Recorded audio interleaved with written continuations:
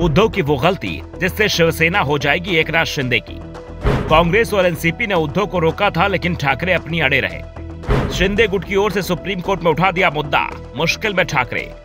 उद्धव ठाकरे के हाथ से शिवसेना की कमान छूटना माना जा रहा है तय। शिवसेना को लेकर सुप्रीम कोर्ट में सुनवाई चल रही है। दोनों ही गुटों की ओर से जोरदार दलीलें दी जा रही हैं। कपिल सिब्बल ने एकनाथ शिंदे गुट को दिए विधानसभा उपाध्यक्ष के नोटिस को रोकने पर सवाल उठाए हैं। सुप्रीम कोर्ट की संवैधानिक बेंच के सामने कपिल सिब्बल ने उद्धव ठाकरे की ओर से पैरवी की। इस दौरान उन्होंने कहा कि दल बदलू विधायकों के मामले में कोर्ट को रेबिया मामले में पुनर्विचार का समय आ गया है। इस फैसले के चलते सरकारें गिराई जा रही हैं, लोकतंत्र मुश्किल में फंस रहा है। दूसरी ओर एकनाथ शिंदे की ओर से बोलते हुए हरीश साल्वे ने इसका विरोध किया। विरोध का कारण बताया गया कि नोटिस भेजने का पहले तो विधानसभा स्पीकर को अधिकार ही नहीं था, क्योंकि उनके खिलाफ पहले ही अविश्वास प्रस्ताव का नोटिस दिया जा चुका था। दूसरा, विधायकों ने बगावत की ही नहीं थी। विधानसभा में पार्टी के किसी भी व्हिप का विरोध नहीं किया गया था। पार्टी के अंदर मतभेद थे और मतभेद नोटिस भेजने का आधार नहीं हो सकते। दरअसल उद्धव ठाकरे ने विधानसभा में बहुमत साबित करने से पहले ही अपने इस्तीफे का ऐलान कर दिया और भगत सिंह कोश्यारी से मिलकर उन्होंने अपना इस्तीफा सौंप दिया।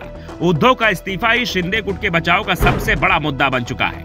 इस पूरे मामले में नबाम रेबिया के मामले को भी लगातार जिक्र हो रहा है। दरअसल 2016 में सुप्रीम कोर्ट में न्यायमूर्ति JS खेहर की अध्यक्षता वाले 5 न्यायाधीशों की संविधान पीठ अरुणाचल प्रदेश में नबाम रेबिया सरकार को लेकर बड़ा फैसला सुनाया था।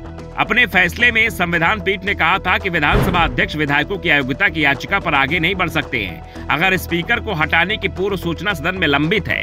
दूसरे शब्दों में कहें तो स्पीकर तब अयोग्यता की कार्यवाही आगे नहीं बढ़ा सकता जब स्पीकर को हटाने के लिए कोई प्रस्ताव पेंडिंग हो। अब कपिल सिब्बल ने इस फैसले को बदलने की मांग की है। साफ है 2016 में 5 जजों की संवैधानिक बेंच ने फैसला सुनाया था, इसलिए 5 सदस्यों से बड़ी बेंच ही इसे बदल सकती है और सिब्बल ने इसी 7 सदस्यीय बेंच की मांग की है। ये पूरा मामला विधायकों की अयोग्यता को लेकर लटका हुआ है और शिंदे की ओर से दलील देते हुए हरीश साल्वे ने साफ कर दिया कि जब सदन में वोटिंग ही नहीं हुई और उद्धव ने इस्तीफा दे दिया क्योंकि उन्हें लगा कि बहुमत उनके पास नहीं है, तो ऐसी स्थिति में दल बदल का मामला ही नहीं बनता।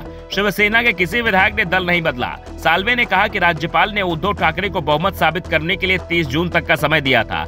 महाविकास अघाड़ी सरकार का दावा था कि उसके पास 173 विधायक है, जबकि बहुमत का आंकड़ा 145 है, जबकि नोटिस सिर्फ 16 विधायकों को जारी किया गया। जाहिर सी बात है कि अगर 16 विधायकों को अयोग्य भी घोषित कर दिया जाता तो भी बहुमत MVA के पास होना चाहिए था, जबकि उद्धव ठाकरे ने इसलिए इस्तीफा दे दिया क्योंकि उनके पास बहुमत नहीं था। साफ है पूरी बहस घूम फिरकर उद्धव ठाकरे के इस्तीफे पर ही आकर खत्म हो रही है।